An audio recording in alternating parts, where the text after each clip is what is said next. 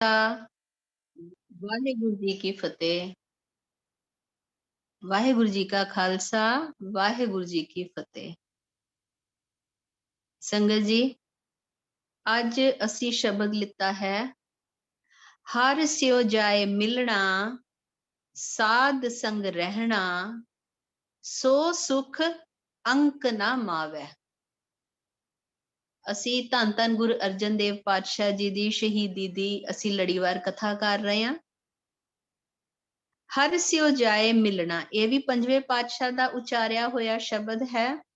ਇਹਦੇ ਚ ਪਾਤਸ਼ਾਹ ਲਿਖਦੇ ਨੇ ਕਿ ਪ੍ਰਭੂ ਦੇ ਨਾਲ ਜਾ ਕੇ ਮਿਲਣਾ ਹੈ, ਮਿਲਾਪ ਹੋਣਾ ਹੈ, ਪ੍ਰਭੂ ਦੇ ਨਾਲ ਜਾ ਕੇ ਮਿਲਾਪ ਹੋਣਾ ਹੈ। ਔਰ ਕਿਸ ਤਰ੍ਹਾਂ ਹੁੰਦਾ ਹੈ ਮਿਲਾਪ ਪ੍ਰਭੂ ਦੇ ਨਾਲ?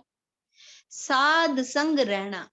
ਸਾਧਾਂ ਦੀ ਅਗਰ ਸੰਗ ਚ ਰਹੋ, ਸਾਧ ਸੰਗਤ ਦੇ ਨਾਲ ਰਹਿ ਕੇ ਅਗਰ ਵਾਹਿਗੁਰੂ ਦੀ ਸਿਫਤ ਸਲਾਹ ਕਰਦੇ ਹਾਂ, ਵਾਹਿਗੁਰੂ ਦੀ ਬੰਦਗੀ ਕਰਦੇ ਹਾਂ, ਸਾਧਾਂ ਦਾ ਸੰਗ ਕਰਦੇ ਹਾਂ, ਉਹਨਾਂ ਦੀ ਸ਼ਰਨ ਦੇ ਵਿੱਚ ਰਹਿ ਕੇ ਪ੍ਰਭੂ ਦੇ ਨਾਲ ਮਿਲਾਪ ਹੁੰਦਾ ਹੈ। ਸੋ ਸੁਖ ਅੰਕ ਨਾ ਮਾਵੇ। ਔਰ ਫਿਰ ਜਦੋਂ ਪ੍ਰਭੂ ਦੇ ਨਾਲ ਮਿਲਾਪ ਹੁੰਦਾ ਹੈ ਨਾ ਸੰਗਤ ਜੀ, ਉਹ ਜਿਹੜਾ ਆਨੰਦ ਹੈ, ਉਹ ਜਿਹੜਾ ਮਨ ਚ ਆਨੰਦ ਹੈ ਨਾ, ਉਹ ਫਿਰ ਅਗਰ ਦਿਲ ਖੁਸ਼ ਹੋਏ ਨਾ ਸੰਗਤ ਜੀ, ਉਹ ਮੁਖ ਤੇ ਆ ਜਾਂਦਾ ਹੈ। ਔਰ ਇਹ ਜਿਹੜਾ ਅਨੋਖਾ ਆਨੰਦ ਹੁੰਦਾ ਹੈ, ਜੋ ਕਹਿੰਦੇ ਨੇ ਵਿਸਮਾਦ ਆਨੰਦ, ਜਿਹਨੂੰ ਕਿ ਕਦੀ ਬਿਆਨ ਨਹੀਂ ਕੀਤਾ ਜਾਂਦਾ, ਇਹ ਆਨੰਦ ਦੀ ਜਦੋਂ ਪ੍ਰਾਪਤੀ ਹੁੰਦੀ ਹੈ, ਉਹ ਛੁਪਾਏ ਨਹੀਂ ਛੁਪਦੀ, ਉਹ ਸਰੀਰ ਦੇ ਵਿੱਚ ਲੁਕਾਏ ਨਹੀਂ ਲੁਕਦੀ, ਉਹ ਪਤਾ ਹੀ ਲੱਗ ਜਾਂਦਾ। ਅਸੀਂ ਕਹਿੰਦੇ ਆ ਨਾ, ਇਹਦੇ ਮੁਖ ਤੋਂ ਹੀ ਪਤਾ ਲੱਗਦਾ ਹੈ ਕਿ ਇਹ ਕਿੰਨਾ ਵਾਹਿਗੁਰੂ ਦਾ ਨਾਮ ਜਪਦਾ ਹੋਏਗਾ। ਅਸੀਂ ਕਹਿੰਦੇ ਆ ਇਹਦੇ ਤੇ ਮੁਖ ਤੋਂ ਹੀ ਲੱਗਦਾ ਹੈ ਕਿ ਇਹਦਾ ਕਿੰਨੇ ਸ਼ਾਂਤ ਸੁਭਾਅ ਦਾ ਹੈ। ਇਹਦੇ ਮੁਖ ਤੋਂ ਲੱਗਦਾ ਹੈ ਕਿ ਇਹ ਤੇ ਵਾਹਿਗੁਰੂ ਦੀ ਰਜ਼ਾ ਚ ਰਹਿਣ ਵਾਲਾ ਹੈ। ਤੇ ਜਿਹਨੂੰ ਆਨੰਦ ਦੀ ਪ੍ਰਾਪਤੀ ਹੁੰਦੀ ਹੈ ਨਾ ਸੰਗਤ ਜੀ, ਉਹ ਫਿਰ ਉਹ ਇਹੋ ਜਿਹਾ ਆਨੰਦ ਹੁੰਦਾ ਹੈ ਕਿ ਛੁਪਾਇਆ ਵੀ ਨਹੀਂ ਛੁਪਦਾ। ਤੇ ਇਹਦੇ ਚ ਹੋ ਕਿਰਪਾਲ ਨਾਨਕ ਕੇ ਸੁਆਮੀ। ਪਰ ਇਹਦੇ ਚ ਸੰਗਤ ਜੀ ਦੇਖੋ, ਜਿੱਥੇ ਵੀ ਅਸੀਂ ਬਾਣੀ ਪੜ੍ਹਦੇ ਹਾਂ, ਜਿਹੜਾ ਵੀ ਅਸੀਂ ਸ਼ਬਦ ਲੈਂਦੇ ਹਾਂ, ਇਹ ਕਿਰਪਾ ਵਾਹਿਗੁਰੂ ਤੋਂ ਬਿਨਾ ਸਾਡੇ ਵਾਹਿਗੁਰੂ ਸਾਡੇ ਤੇ ਕਿਰਪਾ ਕਰਦੇ ਨੇ, ਤਾਈਓ ਇਹ ਅਵਸਥਾ ਮਨੁੱਖ ਦੀ ਹੁੰਦੀ ਹੈ ਕਿ ਉਹਨੂੰ ਆਨੰਦ ਦੀ ਪ੍ਰਾਪਤੀ ਹੋਵੇ, ਉਹਦਾ ਮਨ ਪਰਮਾਤਮਾ ਦੇ ਚਰਨਾਂ ਚ ਲੱਗੇ, ਉਹਨੂੰ ਵਾਹਿਗੁਰੂ ਨਾਮ ਦੀ ਲਿਵ ਲੱਗ ਜੇ। ਇਹ ਜਿੰਨਾ ਵੀ ਕੁਝ ਹੈ ਨਾ, ਭਗਤੀ ਕਰਨਾ, ਨਾਮ ਜਪਣਾ, ਇਹ ਵਾਹਿਗੁਰੂ ਦੀ ਮਿਹਰ ਤੋਂ ਬਿਨਾ, ਵਾਹਿਗੁਰੂ ਦੀ ਮਿਹਰ ਤੋਂ ਬਿਨਾ ਇਹ ਪੋਸੀਬਲ ਨਹੀਂ ਹੈ। ਗੁਰ ਪ੍ਰਸਾਦ ਇਹੀ ਹੈ ਜਿਹਦੇ ਤੇ ਵਾਹਿਗੁਰੂ ਮਿਹਰ ਹੋ ਜਾਣ।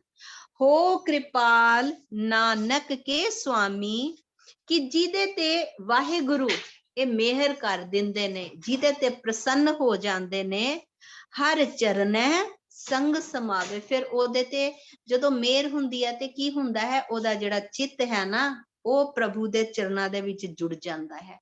ਉਹਦੇ ਪ੍ਰਭੂ ਦੇ ਚਰਨਾਂ ਦੇ ਵਿੱਚ ਉਹ ਸਮਾ ਜਾਂਦਾ ਹੈ, ਇਕਮਿਕ ਹੋ ਜਾਂਦਾ ਹੈ। ਉਹ ਆਪਣੇ ਆਪ ਨੂੰ ਐਸਾ ਜੋੜਦਾ ਹੈ, ਐਸਾ ਜੋੜਦਾ ਹੈ ਕਿ ਉਹ ਪ੍ਰਭੂ ਦਾ ਰੂਪ ਹੋ ਜਾਂਦਾ ਹੈ। ਤੇ ਇਹ ਕਦੋਂ ਹੁੰਦਾ ਹੈ? ਜਦੋਂ ਵਾਹਿਗੁਰੂ ਮਿਹਰ ਕਰਦੇ ਨੇ। ਤੇ ਇਹ ਸ਼ਬਦ ਸ਼ੁਰੂ ਹੁੰਦਾ ਹੈ ਇਸ ਪੰਕਤੀ ਤੋਂ, ਸਾਸ ਬਿਨਾ ਜਿਉ ਦੇਹੁਰੀ। ਦੇਹੁਰੀ ਸਾਡਾ ਸਰੀਰ। ਸੰਗਤ ਜੀ, ਸਾਨੂੰ ਆਪਣੇ ਦੇਹ ਤੇ ਕਿੰਨਾ ਮਾਣ ਹੁੰਦਾ ਹੈ। ਸਾਡੇ ਚ ਸ਼ਕਤੀ ਬੜੀ ਹੈ, ਅਸੀਂ ਤੇ ਬੜੇ ਬਲਸ਼ਾਲੀ ਹਾਂ, ਸਾਨੂੰ ਮਾਣ ਹੁੰਦਾ ਹੈ, ਅਸੀਂ ਤੇ ਖੂਬਸੂਰਤ ਬੜੇ ਹਾਂ, ਅਸੀਂ ਆਪਣੇ ਦੇਹ ਨੂੰ ਸਜਾਉਂਦੇ ਹਾਂ, ਅਸੀਂ ਸੋਹਣਾ ਦਿਖੀਏ, ਸੋਹਣੇ ਕੱਪੜੇ ਪਾਉਂਦੇ ਹਾਂ ਕਿ ਸਾਨੂੰ ਸਾਰੇ ਚੰਗਾ ਕਹਿਣ, ਅਸੀਂ ਰੋਜ਼ ਗੁਰਦੁਆਰੇ ਜਾਂਦੇ ਹਾਂ ਕਿ ਸਾਨੂੰ ਇਹ ਸਭ ਕਹਿਣ ਕਿ ਇਹ ਤੇ ਬੜਾ ਭਗਤ ਬੰਦਾ ਹੈ, ਅਸੀਂ ਰੋਜ਼ ਚੰਗੇ ਕਰਮ ਕਰਨ ਦੀ ਕੋਸ਼ਿਸ਼ ਕਰਦੇ ਹਾਂ ਕਿ ਅਸੀਂ ਦਿਖਾਈਏ ਕਿ ਅਸੀਂ ਕਿੰਨੇ ਚੰਗੇ ਹਾਂ। ਸਾਨੂੰ ਆਪਣੀ ਦੇਹ ਦੇ ਉੱਤੇ ਕਿੰਨਾ ਮਾਣ ਹੈ, ਸਾਨੂੰ ਜੀ ਬੜਾ ਗਿਆਨ ਹੈ, ਇਹ ਵੀ ਸਾਨੂੰ ਮਾਣ ਹੈ, ਸਾਨੂੰ ਆਪਣੀ ਦੇਹ ਤੇ ਬੜੇ ਤਰ੍ਹਾਂ ਦੇ ਮਾਣ ਨੇ। ਪਰ ਇਹ ਦੇਹ ਦਾ ਮਾਣ ਕਰਨਾ, ਦੇਹ ਦੇ ਉੱਤੇ ਮਾਣ ਕਰਨਾ, ਇਹ ਕਿੰਨੀ ਬੇਵਕੂਫੀ ਵਾਲੀ ਗੱਲ ਹੈ ਸੰਗਤ ਜੀ। ਕਿਉਂ? ਕਿਉਂਕਿ ਇਹ ਦੇਹ ਕੀ ਹੈ? ਇੱਕ ਸਵਾਸ ਦੀ ਖੇਡ ਹੈ ਸੰਗਤ ਜੀ। ਸਵਾਸ ਅੰਦਰ ਗਿਆ, ਬਾਹਰ ਆਇਆ ਕਿ ਨਹੀਂ ਆਇਆ ਪਤਾ ਨਹੀਂ। ਜੇ ਸਵਾਸ ਬਾਹਰ ਆਇਆ, ਅੰਦਰ ਗਿਆ ਕਿ ਨਹੀਂ ਗਿਆ, ਕੁਝ ਪਤਾ ਨਹੀਂ, ਇੱਕ ਫ੍ਰਿਕਸ਼ਨ ਆਫ ਅ ਸੈਕਿੰਡ ਦੀ ਖੇਡ ਹੈ। ਪਰ ਫਿਰ ਵੀ ਅਸੀਂ ਇਸ ਦੇਹੀ ਤੇ ਬੜਾ ਮਾਣ ਕਰਦੇ ਹਾਂ। ਤੇ ਇਹਦੇ ਚ ਪਾਤਸ਼ਾਹ ਲਿਖਦੇ ਨੇ, ਸਾਸ ਬਿਨਾ ਜਿਵ ਦੇਹਰੀ। ਜਿਸ ਤਰ੍ਹਾਂ ਦੇਹ ਸਾਡੀ ਸਵਾਸ ਤੋਂ ਬਿਨਾ ਸੱਜਦੀ ਨਹੀਂ ਨਾ, ਸ਼ੋਭਾ ਨਹੀਂ ਦਿੰਦੀ। ਕਿ ਕਿਸੇ ਦਾ ਕਿੰਨਾ ਵੱਡਾ ਨਾਮ ਹੋਏ, ਚਾਹੇ ਕੋਈ ਕਰੋੜਪਤੀ ਹੈ, ਜਦੋਂ ਸੰਗਤ ਜੀ ਉਹਦੇ ਸਵਾਸ ਨਿਕਲਦੇ ਨੇ ਨਾ, ਪਹਿਲੀ ਗੱਲ ਤੇ ਜਦੋਂ ਉਹ ਹਸਪੀਟਲ ਪਹੁੰਚਦਾ ਨਾ, ਉਹਦਾ ਨਾਮ ਨਹੀਂ ਰਹਿੰਦਾ, ਜਾਂ ਤੇ ਬੈੱਡ ਨੰਬਰ ਹੋ ਜਾਂਦਾ ਹੈ ਜਾਂ ਪੇਸ਼ੈਂਟ ਹੋ ਜਾਂਦਾ ਉਹਦਾ ਨਾਮ। ਔਰ ਜਦੋਂ ਉਹਦੇ ਸਵਾਸ ਰੁਕ ਜਾਂਦੇ ਨੇ ਨਾ ਸੰਗਤ ਜੀ, ਤੇ ਉਹ ਕੀ ਬਣ ਜਾਂਦਾ ਹੈ? ਡੈਡ ਬੋਡੀ ਲੈ ਕੇ ਆਓ, ਡੈਡ ਬੋਡੀ ਲੈ ਕੇ ਆਓ, ਉਹ ਡੈਡ ਬੋਡੀ ਬਣ ਜਾਂਦੀ ਹੈ, ਨਾਮ ਵੀ ਚਲਾ ਜਾਂਦਾ ਹੈ, ਤੇ ਉਹਦੀ ਕੋਈ ਸ਼ੋਭਾ ਨਹੀਂ ਹੈ। ਸਵਾਸ ਤੋਂ ਬਿਨਾ ਦੇਹ ਦੀ ਕੋਈ ਸ਼ੋਭਾ ਨਹੀਂ। ਜਿਸ ਤਰ੍ਹਾਂ ਇੱਥੇ ਪਾਤਸ਼ਾਹ ਲਿਖਦੇ ਨੇ, ਸਾਸ ਬਿਨਾ ਜਿਉ ਦੇਹਰੀ। ਜਿਸ ਤਰ੍ਹਾਂ ਦੇਹ ਦੀ ਸਵਾਸ ਤੋਂ ਬਿਨਾ ਕੋਈ ਸ਼ੋਭਾ ਨਹੀਂ ਹੈ ਨਾ, ਕਿਤ ਸ਼ੋਭਾ ਪਾਵੇ, ਉਹ ਕਿੱਥੇ ਸ਼ੋਭਾ ਪਾਏਗੀ ਦੇਹ ਸਵਾਸ ਤੋਂ ਬਿਨਾ। ਇਹ ਐਗਜ਼ਾਮਪਲ ਦਿੱਤਾ ਹੈ, ਦਰਸ ਬਿਹੂਨਾ ਸਾਧ ਜਨ ਖਿੰਨ ਟਿਕਣ ਨਾ ਆਵੇ। ਜਿਸ ਤਰ੍ਹਾਂ ਦੇਹ ਸਵਾਸ ਤੋਂ ਬਿਨਾ ਚੰਗੀ ਨਹੀਂ ਲੱਗਦੀ, ਸ਼ੋਭਾ ਨਹੀਂ ਦਿੰਦੀ ਨਾ ਸੰਗਤ ਜੀ, ਉਸੇ ਤਰ੍ਹਾਂ ਜਿਹੜੇ ਸਾਧੂ ਜਨ ਨੇ ਨਾ, ਉਹ ਪਰਮਾਤਮਾ ਦੇ ਦਰਸ਼ਨ ਨੂੰ ਹਮੇਸ਼ਾ, ਉਹਨਾਂ ਦਾ ਚਿੱਤ ਨਾ ਪਰਮਾਤਮਾ ਦੇ ਦਰਸ਼ਨ ਦੇ ਵਾਸਤੇ ਨਾ ਜੁੜਿਆ ਰਹਿੰਦਾ ਹੈ ਕਿ ਹੇ ਵਾਹਿਗੁਰੂ ਸਾਨੂੰ ਦਰਸ਼ਨ ਹੋ ਜਾਣ ਤੁਹਾਡੇ, ਹੇ ਪਰਮਾਤਮਾ ਸਾਨੂੰ ਤੁਹਾਡੇ ਦਰਸ਼ਨ ਹੋ ਜਾਣ। ਔਰ ਉਹਨਾਂ ਦਾ ਨਾ ਇੱਕ ਉਹਨਾਂ ਦੇ ਚਿੱਤ ਚ ਨਾ ਇੱਕ ਖਿੰਨ ਵੀ ਉਹ ਚੈਨ ਨਹੀਂ ਆਉਂਦਾ। ਬਸ ਉਹਨਾਂ ਨੂੰ ਇਹੀ ਹੁੰਦਾ ਜਿੱਦਾਂ ਸਾਨੂੰ ਪਰਮਾਤਮਾ ਦੇ ਦਰਸ਼ਨ ਹੋਣ। ਉਹਨਾਂ ਦੀ ਸ਼ੋਭਾ ਪਰਮਾਤਮਾ ਦੇ ਨਾਮ ਨਾਲ ਹੈ, ਸਾਧੂ ਜਨ ਦੀ ਸ਼ੋਭਾ। ਹਰ ਬਿਨ ਜੋ ਰਹਿਣਾ ਨਰਕ ਸੋ ਸਹਿਣਾ। ਕਿ ਵਾਹਿਗੁਰੂ ਦੇ ਨਾਮ ਤੋਂ ਬਿਨਾ ਰਹਿਣਾ ਕਿਸ ਤਰ੍ਹਾਂ ਹੈ? ਜਿਸ ਤਰ੍ਹਾਂ ਅਸੀਂ ਨਰਕ ਵਿੱਚ ਰਹਿ ਰਹੇ ਹਾਂ। ਕਿਉਂਕਿ ਵਾਹਿਗੁਰੂ ਦੇ ਨਾਮ 'ਚ ਹੀ ਸੰਗਤ ਜੀ ਸਾਰੇ ਸੁੱਖ ਨੇ। ਵਾਹਿਗੁਰੂ ਦੇ ਨਾਮ ਤੋਂ ਬਿਨਾ ਅਸੀਂ ਦੁੱਖ ਹੀ ਦੁੱਖ ਭੋਗਦੇ ਹਾਂ। ਔਰ ਦੁੱਖ ਜਿੰਨੇ ਅਸੀਂ ਦੁੱਖ ਭੋਗਦੇ ਹਾਂ ਸੰਗਤ ਜੀ, ਇਹ ਨਰਕ ਹੀ ਹੈ। ਹਰ ਬਿਨ ਜੋ ਰਹਿਣਾ, ਵਾਹਿਗੁਰੂ ਦੇ ਨਾਮ ਤੋਂ ਬਿਨਾ ਜੇ ਅਸੀਂ ਆਪਣਾ ਜੀਵਨ ਜੀਨੇ ਹਾਂ ਤੇ ਉਹ ਜੀਵਨ ਕਿਸ ਤਰ੍ਹਾਂ ਜੀਣਾ ਹੈ? ਉਹ ਨਰਕ ਭੋਗਣ ਦੇ ਸਮਾਨ ਹੈ। ਚਰਨ ਕਮਲ ਮਨ ਬੇਧਿਆ। ਔਰ ਜਿਨ੍ਹਾਂ ਦਾ ਮਨ ਪ੍ਰਭੂ ਦੇ ਚਰਨਾਂ ਦੇ ਵਿੱਚ ਭੇਦ ਜਾਂਦਾ ਹੈ, ਜਿਨ੍ਹਾਂ ਦਾ ਚਿੱਤ ਪ੍ਰਭੂ ਦੇ ਚਰਨਾਂ ਦੇ ਨਾਲ ਜੁੜ ਜਾਂਦਾ ਹੈ ਨਾ, ਫਿਰ ਉਹਨਾਂ ਦਾ ਕੀ ਹੁੰਦਾ ਹੈ? ਜਿਹੜੇ ਤੇ ਵਾਹਿਗੁਰੂ ਦਾ ਨਾਮ ਨਹੀਂ ਲੈਂਦੇ, ਉਹਨਾਂ ਦੀ ਤੇ ਦੇਹ ਵੀ ਮ੍ਰਿਤਕਾਂ ਬਰਾਬਰ ਹੈ। ਔਰ ਉਹਨਾਂ ਦਾ ਜੀਵਣਾ ਵੀ ਜਿਸ ਤਰ੍ਹਾਂ ਉਹ ਨਰਕ ਭੋਗ ਰਹੇ ਨੇ, ਇਸ ਤਰ੍ਹਾਂ ਜੀਣਾ ਹੈ। ਪਰ ਜਿਹੜੇ ਵਾਹਿਗੁਰੂ ਦਾ ਨਾਮ ਜਪਦੇ ਨੇ, ਉਹਨਾਂ ਦੀ ਦੇਹ ਤੇ ਸ਼ੋਭਾ ਪਾਂਦੀ ਹੈ। ਪਰ ਉਹਨਾਂ ਦਾ ਫਿਰ ਕੀ ਹੁੰਦਾ ਹੈ? ਜਿਨ੍ਹਾਂ ਦਾ ਮਨ ਪ੍ਰਭੂ ਦੇ ਚਰਨਾਂ ਦੇ ਵਿੱਚ ਜੁੜ ਜਾਂਦਾ ਹੈ, ਫਿਰ ਉਹ ਕਿਸ ਤਰ੍ਹਾਂ ਦੇ ਹੋ ਜਾਂਦੇ ਨੇ? ਉਹਨਾਂ ਦਾ ਫਲ ਉਹਨਾਂ ਨੂੰ ਕੀ ਮਿਲਦਾ ਹੈ?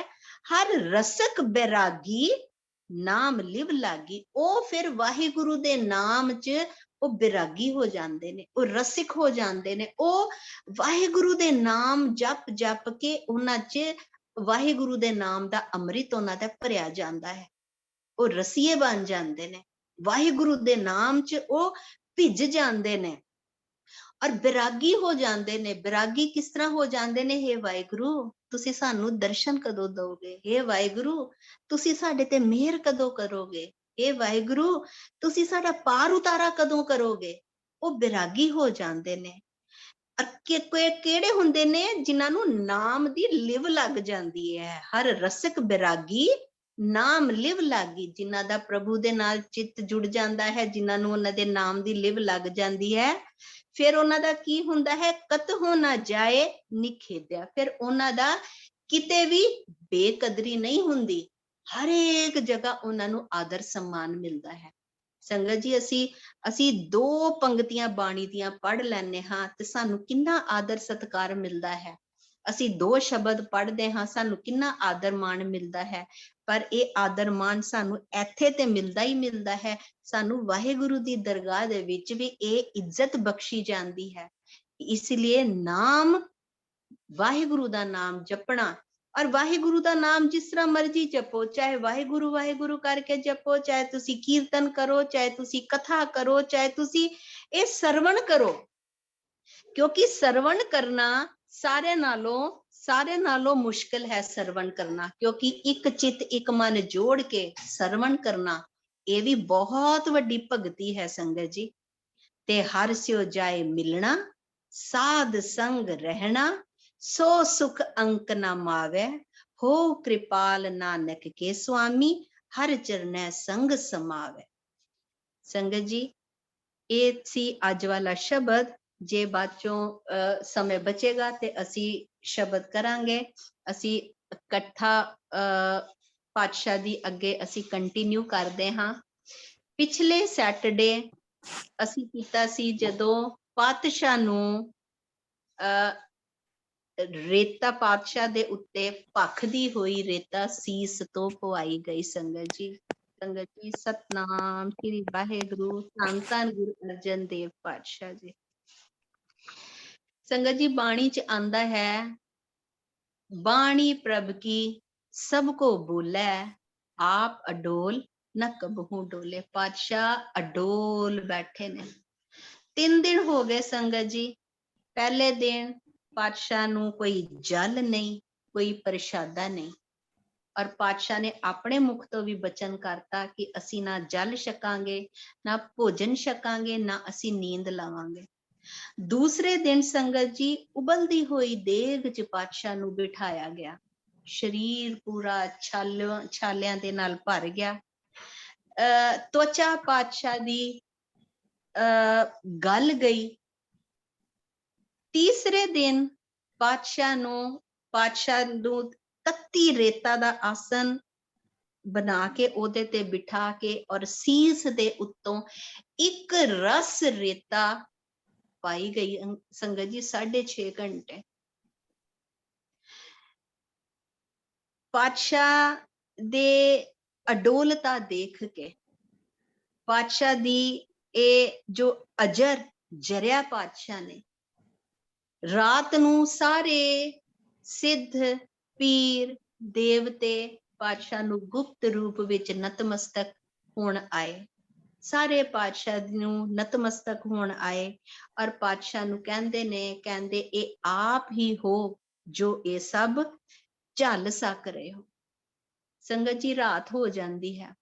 अगले दिन चंदू सवेरे जदों उठदा है, अज चौथा दिन है संगत जी, चंदू उठदा है पर दिमाग ओदा उधर ही चल रहा कि मैं पातशाह नूं किस तरह होर ताड़ना दवां, होर भी इस तो सख्त ताड़ना मैं पातशाह नूं, मैं गुरु नूं केड़ी दे सकदा है। सोचदा है मैं की करा, सोचदा है।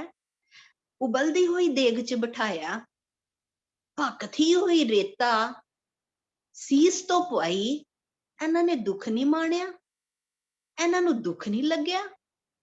मैं की करा जो ये मेरे तो डर जान, मैं की करा जो ये मेरी गल मान जान। ते ओ सोचदा है अज मैं इस तो भी ज्यादा ताड़ना गुरु जी नूं दवांगा। दुष्ट जांदा है, अपने सिपाहियां नूं कहंदा है एक वड्डी सारी तवी लियाई जाए, ते कहंदा है अज मैं तवी तपावांगा। और पातशाह नूं सुना के कहंदा है, अपने सिपाहियां नूं कहंदा जाके एक वड्डी सारी तवी लैके आओ, ओनू खूब तपावो और मैं गुरु जी नूं ओदे उत्ते खड़ा करांगा। ओ तपणगे ओ यां ते ओ सहन करन, नहीं ते ओ यां ते ओ तवी ते खड़े होण, नहीं ते ओ मेरी गल मन लैण। पर संगत जी पातशाह ने ते सोचिया ही होया सी, वो ते शहीदी देन वास्ते ही आए सी। संगत जी वड्डी सारी तवी लियांदी जांदी है, एनियां लकड़ां पाईयां जांदियां है तवी दे हेठां, एनियां लकड़ां पाईयां जांदियां है, एना बालन बालिया जांदा है कि तवी लाल होके लाल सुर्ख हो जाती है अग्नि की तरह, और तांबे जिवें चमकण लग पैंदी है। ਐਨਾ ਬਾਲਣ, ਐਨੀ ਲੱਕੜੀ ਪਾਈ ਜਾਂਦੀ ਹੈ ਸੰਗਤ ਜੀ। 27 ਮਣ ਲੱਕੜੀਆਂ ਪਾਈਆਂ ਗਈਆਂ, ਬਾਲੀਆਂ ਗਈਆਂ ਸੰਗਤ ਜੀ। 27 ਮਣ। ਇੱਕ ਮਣ ਸੰਗਤ ਜੀ 40 ਕਿਲੋ ਤੋਂ ਥੋੜਾ ਜਿਹਾ ਘੱਟ, ਤੁਸੀਂ ਕੈਲਕੂਲੇਟ ਕਰ ਲਓ। 27 ਮਣ ਲੱਕੜ ਬਾਲੀ ਗਈ। ਜਦੋਂ ਤਵੀ ਲਾਲ ਸੁਰਖ ਹੋ ਗਈ, ਤਾਂਬੇ ਜਿਵੇਂ ਚਮਕਣ ਲੱਗ ਗਈ, ਚੰਦੂ ਨੇ ਕਿਹਾ ਗੁਰੂ ਜੀ ਨੂੰ ਲੈ ਕੇ ਆਓ ਔਰ ਇਹ ਤਵੀ ਦੇ ਉੱਤੇ ਖੜਾ ਕਰੋ। ਔਰ ਚੰਦੂ ਨੇ ਇਹ ਵੀ ਕਿਹਾ, ਕਹਿੰਦੇ ਜਾਂ ਤੇ ਰਿਸ਼ਤਾ ਮਨਜ਼ੂਰ ਕਰ ਲਓ, ਨਹੀਂ ਤੇ ਤਵੀ ਦੇ ਉੱਤੇ ਖੜੇ ਹੋ ਜਾਓ। ਪਾਤਸ਼ਾਹ ਦਾ ਸਰੀਰ ਸੰਗਤ ਜੀ, ਆਪ ਜੀ ਨੂੰ ਪਤਾ ਹੈ ਪਾਤਸ਼ਾਹ ਦਾ ਸਰੀਰ ਕਿੰਨਾ ਝੁਲਸਿਆ ਹੋਇਆ ਹੈ, ਸੜਿਆ ਹੋਇਆ ਹੈ ਸਰੀਰ। ਪਰ ਤਵੀ ਦੇ ਉੱਤੇ ਪਾਤਸ਼ਾਹ ਕੋਈ ਬਚਨ ਮੁਖ ਤੋਂ ਨਹੀਂ ਕਰਦੇ। ਤਵੀ ਦੇ ਉੱਤੇ ਪਾਤਸ਼ਾਹ ਚੌਂਕੜਾ ਲਗਾ ਦਿੰਦੇ ਸੰਗਤ ਜੀ।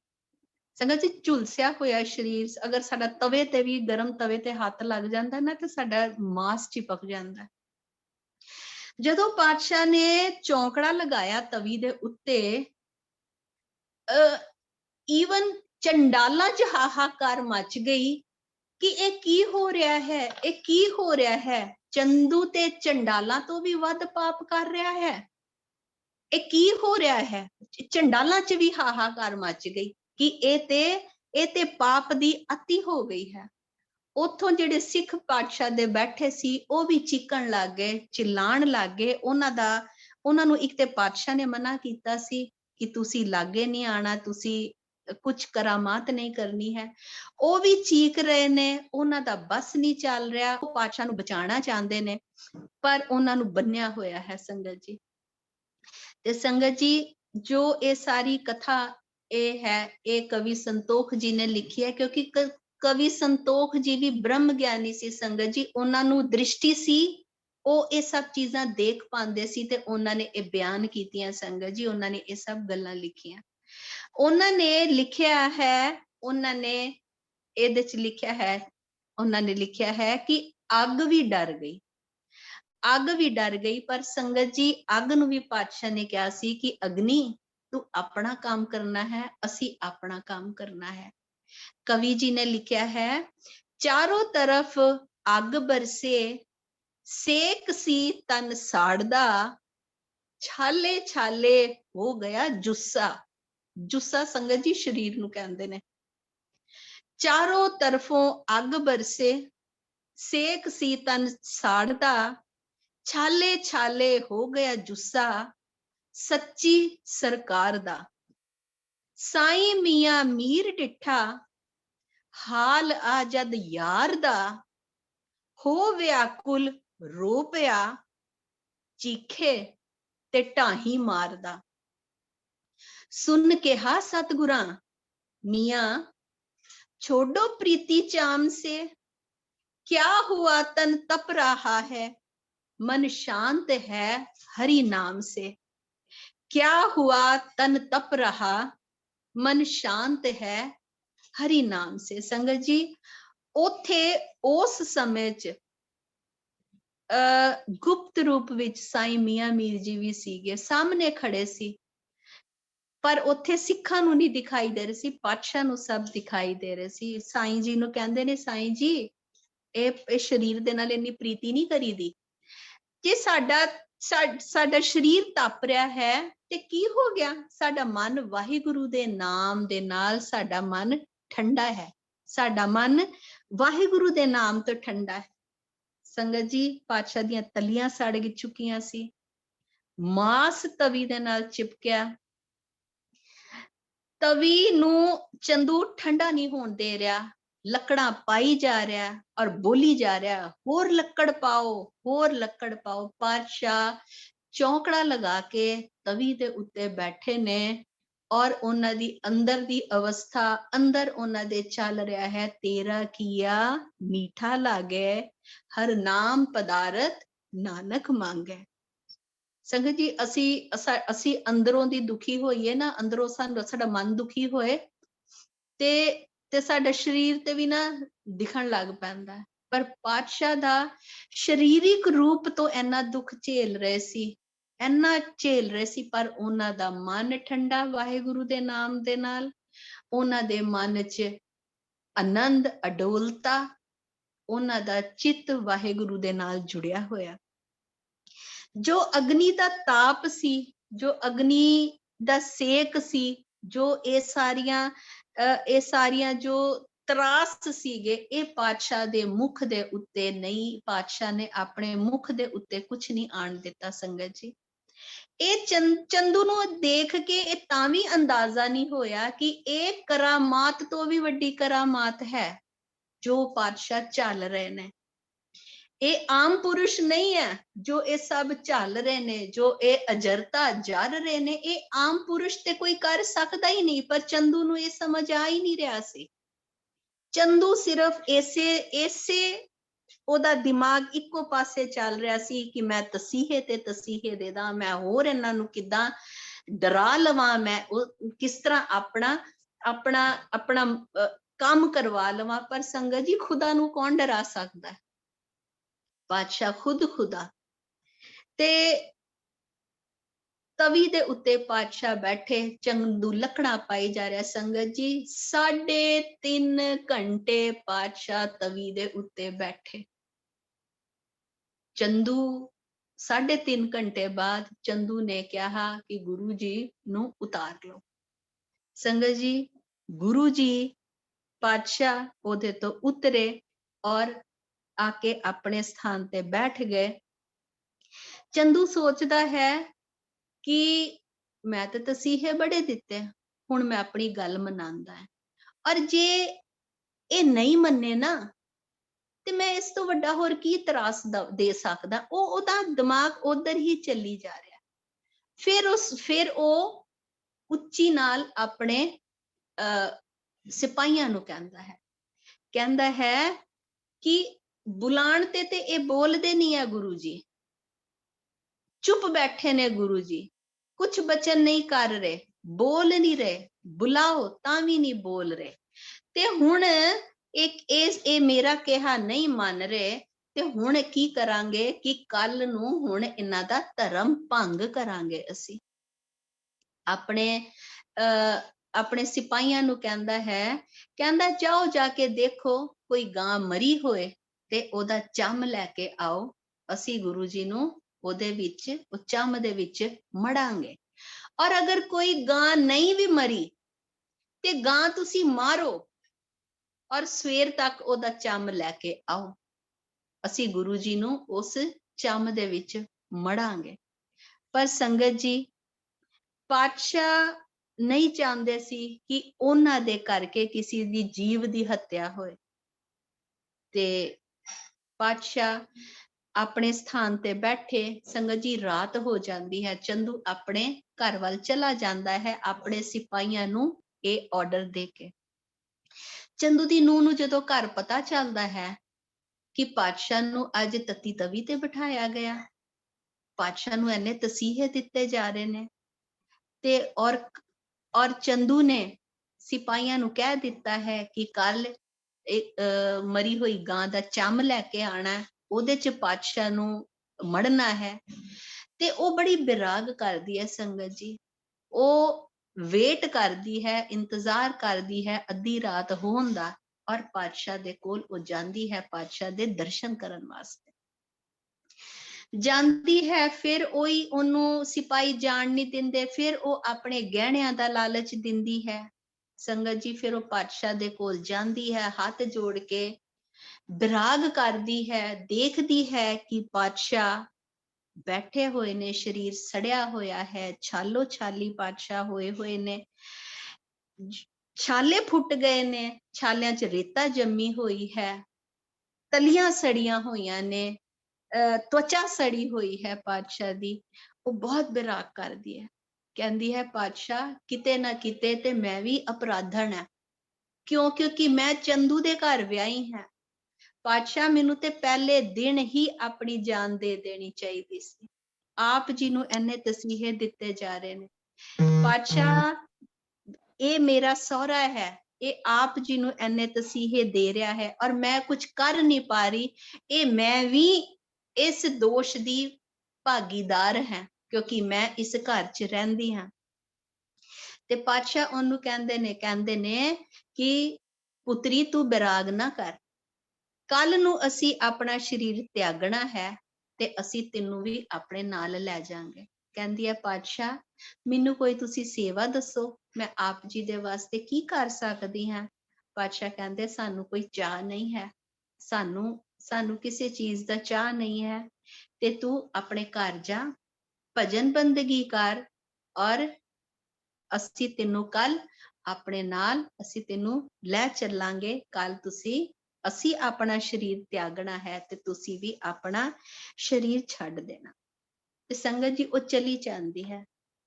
ਸੰਗਤ ਜੀ ਇੰਨੀ ਦੇਰ ਚ ਹੁਣ 3-4 ਦਿਨ ਹੋ ਚੁੱਕੇ ਹੁੰਦੇ ਆ, ਲਾਹੌਰ ਚ ਵੀ ਗੱਲਾਂ ਹੋਣੀਆਂ ਸ਼ੁਰੂ ਹੋ ਜਾਂਦੀਆਂ ਕਿ ਚੰਦੂ ਦੀ ਹਵੇਲੀ ਚੋਂ ਅੱਗ ਦੇ ਭਾਂਬੜ ਮੱਚਦੇ ਨੇ।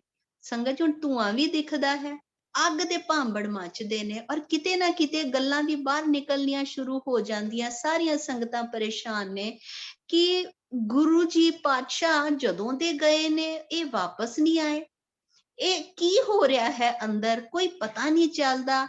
ਅੰਦਰ ਇੰਨੇ ਅੱਗ ਦੇ ਭਾਂਬੜ ਮਚੀ ਜਾ ਰਹੇ ਨੇ, ਅੰਦਰੋਂ ਦੀ ਪਤਾ ਚੱਲਦਾ ਹੈ, ਹੌਲੀ ਹੌਲੀ ਗੱਲਾਂ ਨਿਕਲਦੀਆਂ ਨੇ ਕਿ ਗੁਰੂ ਜੀ ਨੂੰ ਤੇ ਅੰਦਰ ਚੰਦੂ ਤਸੀਹੇ ਦੇ ਰਿਹਾ ਹੈ। ਤੇ ਸੰਗਤਾਂ ਸੋਚਦੀਆਂ ਨੇ ਅਸੀਂ ਕੀ ਕਰੀਏ, ਜਾਂਦੀਆਂ ਨੇ ਹਵੇਲੀ ਦੇ ਦਰਵਾਜ਼ੇ ਦੇ ਅੱਗੇ, ਉਹ ਖੜੀਆਂ ਰਹਿੰਦੀਆਂ ਨੇ, ਕੰਨ ਲਗਾ ਕੇ ਸੁਣਦੀਆਂ ਨੇ, ਉਹ ਸੋਚਦੀਆਂ ਨੇ ਕਿ ਸਾਨੂੰ ਅੰਦਰੋਂ ਕੋਈ ਨਾ ਕੋਈ ਗੁਰੂ ਜੀ ਦੀ ਖਬਰ ਮਿਲੇ, ਅਸੀਂ ਕੀ ਕਰ ਸਕੀਏ ਗੁਰੂ ਜੀ ਵਾਸਤੇ, ਅਸੀਂ ਕੀ ਕਰੀਏ। ਸਾਰੇ ਤੜਪ ਰਹੇ ਨੇ, ਕਹਿੰਦੇ ਨੇ ਜਿਹੜੇ ਨਾਲ ਸਿੱਖ ਗਏ ਸੀ ਉਹ ਵੀ ਨਹੀਂ ਦਿਖੇ, ਕਿੱਥੇ ਚਲੇ ਗਏ ਸਾਰੇ, ਕਿੱਥੇ ਚਲੇ ਗਏ ਸਾਰੇ। ਬਾਬਾ ਬਿਧੀ ਚੰਦ ਵੀ ਜਿੰਨੀ ਵੀ ਦਿਖੇ, ਹੋਰ ਸਿੱਖ ਵੀ ਨਹੀਂ ਦਿਖੇ, ਇਹ ਅੰਦਰ ਹੋ ਕੀ ਰਿਹਾ। ਪਰ ਸੰਗਤ ਜੀ ਅਗਰ ਪਾਤਸ਼ਾਹ ਚਾਹੁੰਦੇ, ਇਹ ਪਾਤਸ਼ਾਹ ਬਾਰ-ਬਾਰ ਇਹੀ ਕਹਿ ਰਹੇ ਸੀ ਕਿ ਹਮਨੇ ਇਮਹੀ ਕਾਰਜ ਕਰਨਾ, ਕਿ ਇਹ ਸਾਰਾ ਵਰਤਾਰਾ, ਇਹ ਸਾਰਾ ਖੇਡ ਸਾਡਾ ਹੀ ਰਚਾਇਆ ਹੋਇਆ ਹੈ। ਸੰਗਤ ਜੀ ਅਗਰ ਉਹ ਚਾਹੁੰਦੇ, ਪਾਤਸ਼ਾਹ ਚਾਹੁੰਦੇ, ਤੇ ਸੰਗਤ ਦੇ ਵੀ ਮਨ ਦੇ ਵਿੱਚ ਫੁਰਨਾ ਪਾ ਸਕਦੇ ਸੀ। ਸੰਗਤ ਫੁਰਨਾ ਆਂਦਾ ਕਿ ਅਸੀਂ ਦਰਵਾਜ਼ਾ ਤੋੜ ਦਈਏ, ਅਸੀਂ ਤੋੜ ਕੇ ਅੰਦਰ ਚਲੀ ਜਾਈਏ, ਪਰ ਪਾਤਸ਼ਾਹ ਨਹੀਂ ਚਾਹੁੰਦੇ ਸੀ। ਉਹ ਵਰਤਾਰਾ ਐਸੇ ਤਰ੍ਹਾਂ ਵਰਤਣਾ ਸੀ, ਉਹ ਐਸੇ ਤਰ੍ਹਾਂ ਹੀ ਹੋਣਾ ਸੀ। ਇਸੇ ਲਈ ਤੇ ਪਾਤਸ਼ਾਹ ਬਾਰ-ਬਾਰ ਕਹਿੰਦੇ ਨੇ ਕਿ ਹਮਨੇ ਇਮਹੀ ਕਾਰਜ ਕਰਨਾ। ਜਿਹੜੇ ਸਿੱਧ ਆਏ ਉਹਨਾਂ ਨੂੰ ਵੀ ਪਾਤਸ਼ਾਹ ਨੇ ਕਿਹਾ ਕਿ ਤੁਸੀਂ ਕੁਝ ਨਹੀਂ ਕਰਨਾ। ਹੁਣ ਸੰਗਤ ਵੀ ਕਹਿਣਾ ਆਪਸ ਚ ਸ਼ੁਰੂ ਕਰਤਾ ਹੈ ਕਿ ਚੰਦੂ ਅੰਦਰ ਪਤਾ ਨਹੀਂ ਕੀ ਕਰ ਰਿਹਾ, ਪਾਤਸ਼ਾਹ ਦਾ ਕੀ ਹਾਲ ਹੈ, ਗੁਰੂ ਜੀ ਦੀ ਕੋਈ ਖਬਰ ਨਹੀਂ ਆਈ। ਔਰ ਪਤਾ ਵੀ ਕਈਆਂ ਨੂੰ ਵਿੱਚ ਪਤਾ ਵੀ ਲੱਗਣ ਲੱਗ ਗਿਆ ਕਿ ਅੰਦਰ ਪਾਤਸ਼ਾਹ ਨੂੰ ਇਹਨੇ ਤਸੀਹੇ ਦਿੱਤੇ। ਤੇ ਸੰਗਤਾਂ ਨੇ ਕਹਿਤਾ, ਫਿਰ ਆਪਸ ਚ ਗੱਲਾਂ ਕਰਨੀਆਂ ਸ਼ੁਰੂ ਕਰਤੇ ਕਿ ਹੁਣ ਪਾਤਸ਼ਾਹ ਨੂੰ ਚਾਹੀਦਾ ਹੱਟ ਛੱਡ ਦੇਣ, ਚੰਦੂ ਦੀ ਗੱਲ ਮੰਨ ਲੈਣ, ਔਰ ਇਹ ਸਾਰਾ ਨਾ ਰੌਲਾ ਵੀ ਖਤਮ ਹੋ ਜਾਏਗਾ। ਤੇ ਸੰਗਤ ਜੀ ਇਹੀ ਜਿਹੜੀਆਂ ਇਹ ਸਾਰਾ ਜੋ ਪਾਤਸ਼ਾਹ ਨੂੰ ਤਸੀਹੇ ਦਿੱਤੇ, ਇਹ ਭਾਈ ਗੁਰਦਾਸ ਜੀ ਨੇ, ਇਹ ਗੁਰੂ ਅਰਜਨ ਬਿੱਟੋ ਕੁਰਬਾਣੀ ਚ ਇਹ ਉਹਨਾਂ ਨੇ ਇਹ ਉਚਾਰਿਆ, ਉਹਨਾਂ ਨੇ ਇਹ ਲਿਖਿਆ। ਹੁਣ ਸੰਗਤ ਜੀ ਅਗਲੇ ਦਿਨ ਪਾਤਸ਼ਾਹ ਨੇ ਆਪਣਾ ਸਰੀਰ ਤਿਆਗਣਾ ਹੈ। ਸਾਰੇ ਰਾਤ ਹੋ ਗਈ ਹੈ, ਦਿਨ ਚੜਨ ਵਾਲਾ ਹੈ। ਸੰਗਤ ਜੀ ਜਦੋਂ ਪਾਤਸ਼ਾਹ ਆ ਕੇ ਬੈਠਦੇ ਨੇ ਆਪਣੇ ਸਥਾਨ ਤੇ, ਅਗਨੀ ਵੀ ਤਵੀ ਨੂੰ ਪੁੱਛਦੀ ਹੈ ਕਿ ਇਤਨਾ ਸੇਕ ਕਿਸ ਤਰ੍ਹਾਂ ਸਹਾਰ ਲਿਆ ਗੁਰੂ ਜੀ ਨੇ। ਤੇ ਤਵੀ ਕੀ ਕਹਿੰਦੀ ਹੈ? ਕਹਿੰਦੀ ਹੈ ਅਗਨੀ ਇਹ ਤੇ ਮੈਨੂੰ ਪਤਾ ਨਹੀਂ, ਇਹ ਮੈਂ ਤੈਨੂੰ ਕੀ ਦੱਸਾਂ, ਉਹਨਾਂ ਨੇ ਤੇ ਨਾਮ ਦੇ ਨਾਲ ਤੇ ਮੈਨੂੰ ਵੀ ਠੰਡਾ ਕਰ ਦਿੱਤਾ।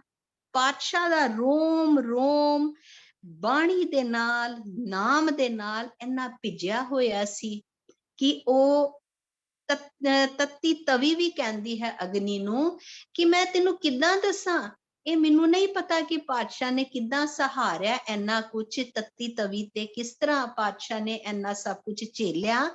ਉਹਨਾਂ ਨੇ ਤੇ ਨਾਮ ਦੇ ਨਾਲ ਮੈਨੂੰ ਵੀ ਠੰਡਾ ਕਰ ਦਿੱਤਾ।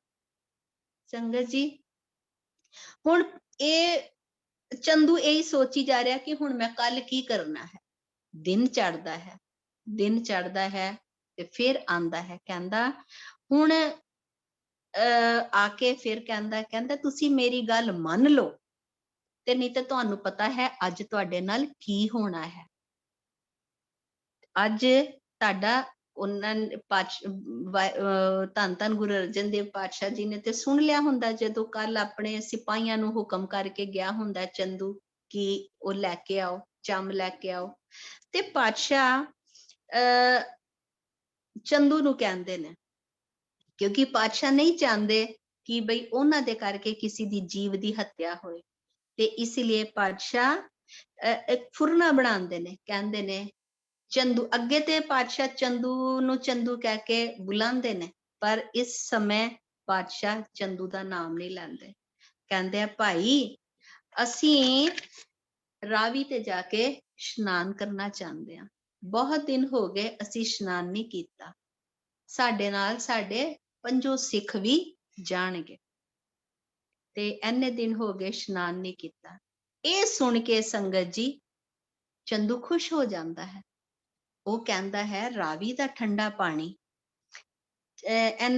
ਉਹ ਕਹਿੰਦਾ ਰਾਵੀ ਦਾ ਠੰਡਾ ਪਾਣੀ ਹੈ, ਸਰੀਰ ਗੁਰੂ ਜੀ ਦਾ ਇੰਨਾ ਸੜਿਆ ਹੋਇਆ ਹੈ, ਇੰਨਾ ਗਲਿਆ ਹੋਇਆ ਹੈ, ਜਦੋਂ ਠੰਡਾ ਠੰਡਾ ਪਾਣੀ ਲੱਗੇਗਾ ਨਾ ਤੇ ਇਹਨਾਂ ਨੂੰ ਹੋਰ ਦੁੱਖ ਹੋਏਗਾ।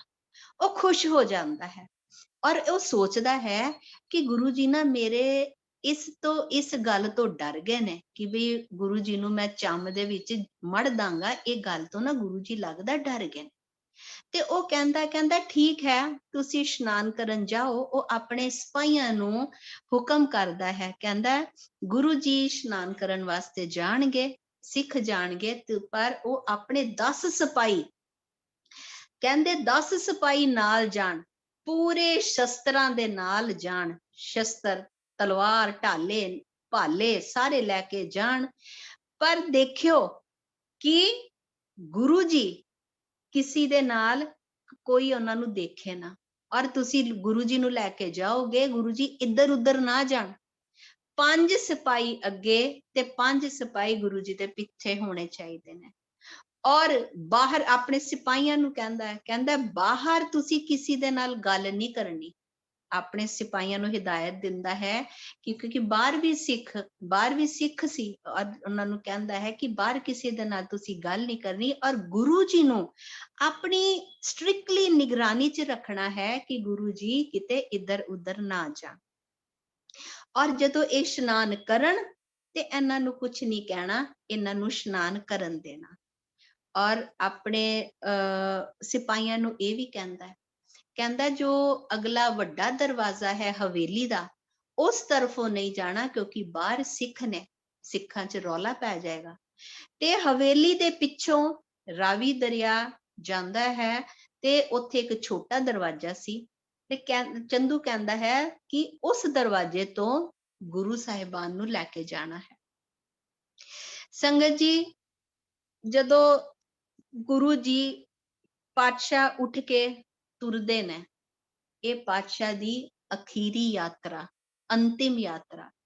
ਸੰਗਤ ਜੀ ਅਸੀਂ ਦੇਖਦੇ ਹਾਂ ਜਦੋਂ ਕੋਈ ਸਰੀਰ ਛੱਡ ਦਿੰਦਾ ਹੈ, ਪਹਿਲਾਂ ਉਹ ਸਰੀਰ ਛੱਡਦਾ ਹੈ, ਫਿਰ ਉਹਨੂੰ ਇਸ਼ਨਾਨ ਕਰਾਉਂਦੇ ਨੇ, ਫਿਰ ਉਹਦਾ ਸਰੀਰ ਅਗਨੀ ਭੇਟਾ ਹੁੰਦਾ ਹੈ। ਪਰ ਇੱਥੇ ਪਾਤਸ਼ਾਹ ਦਾ ਸਰੀਰ ਤੇ ਪਹਿਲਾਂ ਹੀ ਅਗਨੀ ਭੇਟ ਹੋ ਚੁੱਕਿਆ ਹੈ, ਕਿਉਂਕਿ 75% ਤੋਂ ਤੇ ਜ਼ਿਆਦਾ ਹੀ ਡੈਮੇਜ ਹੋ ਚੁੱਕਿਆ ਪਾਤਸ਼ਾਹ ਦਾ ਸਰੀਰ। ਔਰ ਹੁਣ ਪਾਤਸ਼ਾਹ ਅਗਨੀ ਭੇਟ ਹੋ ਚੁੱਕਿਆ ਹੈ ਸਰੀਰ, ਹੁਣ ਪਾਤਸ਼ਾਹ ਆਪਣਾ ਅਖੀਰੀ ਇਸ਼ਨਾਨ ਆਪ ਕਰਨ ਜਾ ਰਹੇ ਨੇ।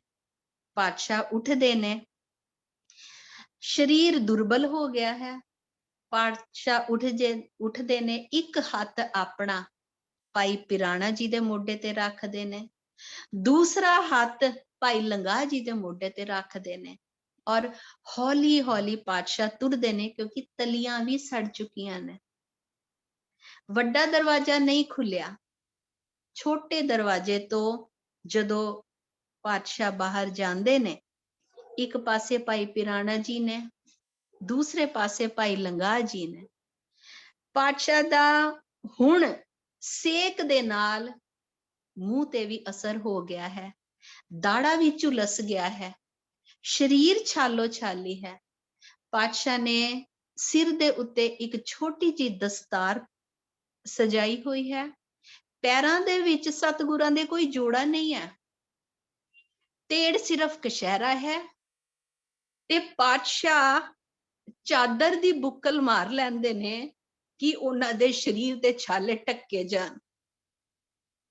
ਪਾਤਸ਼ਾਹ ਸਿਪਾਹੀਆਂ ਦੇ ਨਾਲ ਜਾਂਦੇ ਨੇ, ਸਿੱਖ ਵੀ ਨਾਲ ਨੇ। ਪਿੱਛੇ ਦੇ ਰਸਤੇ ਤੋਂ ਜਾਂਦੇ ਨੇ, ਉੱਥੇ ਥੋੜੇ ਬਹੁਤ ਜਿਹੜੇ ਬਾਹਰ ਘੁੰਮ ਰਹੇ ਹੁੰਦੇ ਨੇ ਸਿੱਖ, ਹੋਰ ਦੂਸਰੇ ਲੋਕ, ਉਹ ਦੇਖਦੇ ਨੇ ਕਿ ਇਹ ਕੌਣ ਜਾ ਰਿਹਾ ਹੈ, ਇਹ ਸਰੀਰ ਦੀ ਅਵਸਥਾ ਕੀ ਹੋਈ ਹੈ। ਉਹ ਪਛਾਣਨ ਦੀ ਕੋਸ਼ਿਸ਼ ਕਰਦੇ, ਕਿਉਂਕਿ ਪਾਤਸ਼ਾਹ ਦੇ ਮੁਖ ਤੇ ਵੀ ਸੇਕ ਨੇ, ਸੇਕ ਦੇ ਨਾਲ ਮੁਖ ਤੇ ਵੀ ਅਸਰ ਹੋ ਚੁੱਕਿਆ ਹੁੰਦਾ ਹੈ। ਉਹ ਸੋਚਦੇ ਨੇ ਇਹ ਕੌਣ ਹੈ। ਜਦੋਂ ਨੇੜੇ ਜਾ ਕੇ ਦੇਖਦੇ ਨੇ, ਕਹਿੰਦੇ ਨੇ ਇਹ ਤੇ ਧੰਨ ਧੰਨ ਗੁਰੂ ਅਰਜਨ ਦੇਵ ਪਾਤਸ਼ਾਹ ਨੇ। ਇਹਨਾਂ ਨੂੰ ਕੀ ਹੋ ਗਿਆ, ਇਹਨਾਂ ਦੇ ਸਰੀਰ ਦੇ ਨਾਲ ਕੀ ਗੱਲ ਹੋ ਗਈ।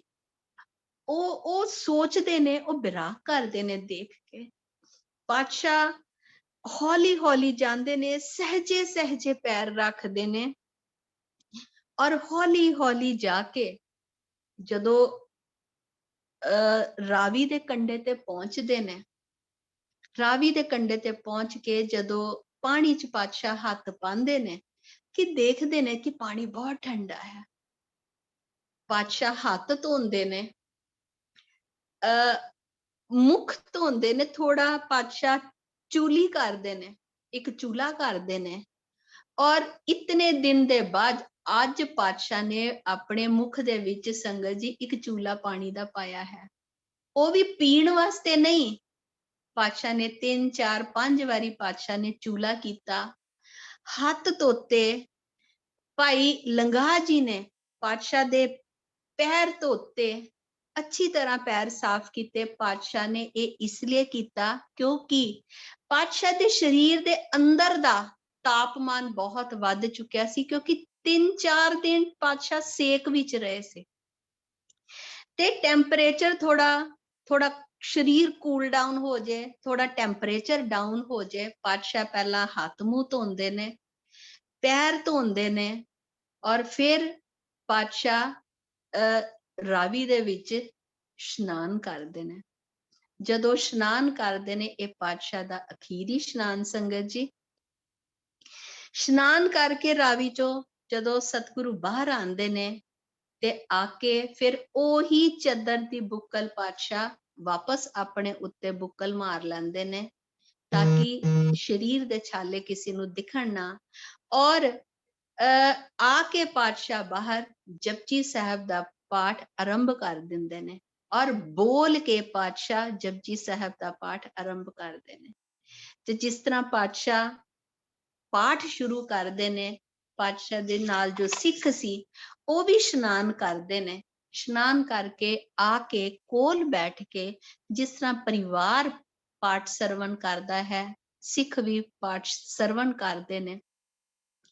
ਪਾਤਸ਼ਾਹ ਜਦੋਂ ਪਾਠ ਦੀ ਸਮਾਪਤੀ ਕਰਦੇ ਨੇ, ਸੀਸ ਨਿਵਾਉਂਦੇ ਨੇ, ਮੱਥਾ ਟੇਕਦੇ ਨੇ, ਔਰ ਫਿਰ ਆਪਣੇ ਸਿੱਖਾਂ ਨੂੰ ਕਹਿੰਦੇ ਨੇ, ਕਹਿੰਦੇ ਹੁਣ ਅਸੀਂ ਜੋ ਤੁਹਾਨੂੰ ਕਹਿਣ ਲੱਗੇ ਆ ਉਹ ਤੁਸੀਂ ਬੜੇ ਧਿਆਨ ਨਾਲ ਸੁਣਿਓ। ਅਸੀਂ ਹੁਣ ਸਰੀਰ ਆਪਣਾ ਤਿਆਗਣਾ ਹੈ, ਤੇ ਸਾਡੇ ਸਰੀਰ ਤਿਆਗਣ ਤੋਂ ਬਾਅਦ ਤੁਸੀਂ ਅੰਮ੍ਰਿਤਸਰ ਜਾਣਾ ਹੈ। ਜਾ ਕੇ ਸਾਡੇ ਪੁੱਤਰ ਹਰਗੋਬਿੰਦ ਸਾਹਿਬ ਨੂੰ ਤੁਸੀਂ ਮਿਲਣਾ ਹੈ, ਔਰ ਉਹਨਾਂ ਨੂੰ ਜਾ ਕੇ ਕਹਿਣਾ ਹੈ ਕਿ ਸ਼ੋਕ ਨਹੀਂ ਕਰਨਾ, ਵਿਰਾਗ ਨਹੀਂ ਕਰਨਾ, ਵਾਹਿਗੁਰੂ ਦੇ ਗੁਣ ਗਾਣੇ ਨੇ, ਵਾਹਿਗੁਰੂ ਦਾ ਨਾਮ ਜਪਣਾ ਹੈ, ਕਿਉਂਕਿ ਵਾਹਿਗੁਰੂ ਦੇ ਨਾਮ ਦੇ ਨਾਲ ਹੀ ਸਾਰੇ ਦੁੱਖ ਮਿਟਦੇ ਨੇ। ਉਹਨਾਂ ਨੇ ਕਿਹਾ, ਪਾਤਸ਼ਾਹ ਨੇ ਬਚਨ ਕੀਤਾ ਆਪਣੇ ਸਿੱਖਾਂ ਨੂੰ ਕਿ ਜਾ ਕੇ ਹਰਗੋਬਿੰਦ ਸਾਹਿਬ ਨੂੰ ਤੁਸੀਂ ਕਹਿਣਾ ਹੈ ਕਿ ਜੋ ਪਹਿਲੇ ਗੁਰੂਆਂ ਦੀ ਰੀਤੀ ਸੀ ਉਹੀ ਤੁਸੀਂ ਰੀਤੀ ਨਿਭਾਣੀ ਹੈ। ਅੰਮ੍ਰਿਤ ਵੇਲੇ ਉੱਠਣਾ ਹੈ, ਦਰਬਾਰ ਸਜਾਣਾ ਹੈ, ਨਾਮ ਬਾਣੀ ਪੜ੍ਹਨੀ ਹੈ, ਲੰਗਰ ਚੱਲਣੇ ਨੇ, ਸ਼ਬਦ ਕੀਰਤਨ ਕਰਨੇ ਨੇ, ਔਰ ਨਾਮ ਦੀਆਂ ਦਾਤਾਂ ਵੰਡਣੀਆਂ ਨੇ। ਪਰ ਇੱਕ ਚੀਜ਼ ਤੁਸੀਂ ਨਵੀਂ, ਇੱਕ ਕੰਮ ਤੁਸੀਂ ਨਵਾਂ ਕਰਨਾ ਹੈ, ਨਈ ਰੀਤ ਇੱਕ ਰਣ ਕੀ ਕੀਜੈ, ਕਿ ਹੁਣ ਤੁਸੀਂ ਸ਼ਸਤਰ ਸਜਾਣੇ ਨੇ, ਔਰ ਹੁਣ ਜੰਗ ਯੁੱਧ ਕਰਨ ਦੀ ਤੁਸੀਂ ਤਿਆਰੀ ਕਰਨੀ ਹੈ। ਫਿਰ ਉਹਨਾਂ ਨੇ ਜਦੋਂ ਤੱਕ ਇਹ ਪਾਤਸ਼ਾਹ ਬਚਨ ਕਰ ਰਹੇ ਹੁੰਦੇ ਨੇ ਤੇ ਉਹ ਔਰ ਫਿਰ ਇਹ ਵੀ ਕਹਿੰਦੇ ਨੇ ਕਿ ਉਹਨਾਂ ਨੂੰ ਕਹਿਣਾ ਹੈ ਕਿ ਬਾਬਾ ਬੁੱਢਾ ਜੀ ਦੀ ਆਗਿਆ ਦੇ ਅੰਦਰ ਰਹਿਣਾ ਹੈ। ਔਰ ਇਹ ਸਭ ਜਦ ਬਚਨ ਚੱਲ ਰਹੇ ਹੁੰਦੇ ਨੇ ਸੰਗਤ ਜੀ, ਉਧਰੋਂ ਦੀ ਇੱਕ ਰਬਾਬੀ ਆ ਜਾਂਦਾ ਹੈ ਜਿਹਦੇ ਹੱਥ ਵਿੱਚ 2 ਤਾਰਾ ਹੁੰਦਾ ਹੈ। ਤੇ ਜਦੋਂ ਉਹ ਆਂਦਾ ਹੈ, ਪਾਤਸ਼ਾਹ ਦੇ ਦਰਸ਼ਨ ਕਰਦਾ ਹੈ, ਨਤਮਸਤਕ ਹੁੰਦਾ ਹੈ, ਮੱਥਾ ਟੇਕਦਾ ਹੈ, ਤੇ ਪਾਤਸ਼ਾਹ ਉਹਨੂੰ ਕਹਿੰਦੇ ਨੇ ਕਿ ਕੀਰਤਨ ਕਰ ਭਾਈ। ਔਰ ਫਿਰ ਉੱਥੇ ਉਹ ਸ਼ਬਦ ਗਾਇਨ ਕਰਦਾ ਹੈ। ਸ਼ਬਦ ਗਾਇਨ ਕਿਹੜਾ ਕੀਤਾ? ਓਡਕ ਨਿਭਹੀ ਪ੍ਰੀਤ ਸੇਵਕ ਕੀ, ਓਡਕ ਨਿਭਹੀ ਪ੍ਰੀਤ। ਤੇ ਜਦੋਂ ਇਹ ਸ਼ਬਦ ਗਾਇਨ ਹੋ ਜਾਂਦਾ ਸੰਗਤ ਜੀ, ਇੰਨੇ ਪ੍ਰੇਮ ਦੇ ਨਾਲ, ਇੰਨੇ ਰਸ ਚ ਭਿੱਜਿਆ ਹੋਇਆ ਉਹ ਸ਼ਬਦ ਗਾਇਨ ਕਰਦਾ ਹੈ ਰਬਾਬੀ। ਪਾਤਸ਼ਾਹ ਨੇ ਇਹ ਕੀਰਤਨ ਸੁਣਿਆ।